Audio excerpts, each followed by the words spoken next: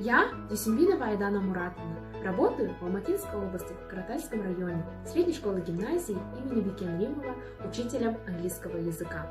Я выбрала эту профессию, потому что я считаю, что учитель – это почетная профессия в цивилизованных странах, потому что педагог собственными усилиями лепит человеческую натуру, проявляет особенности характера и личности ребенка. Также я заинтересовалась этой профессией, потому что учитель, он непосредственно работает с детьми, а ведь не зря говорят, что дети – это цветы жизни. Также учитель является воспитателем, наставником. В этом и есть его гражданское и человеческое предназначение. Профессию нужно выбирать ту, которая нам близка.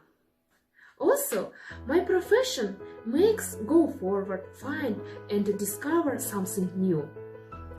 In the future, working at school as a teacher, I would like to help to teach a lot of pupils. I want to improve their knowledge, especially English skills. If I look back, I will not regret that I choose this profession. С праздником вас, дорогие учителя!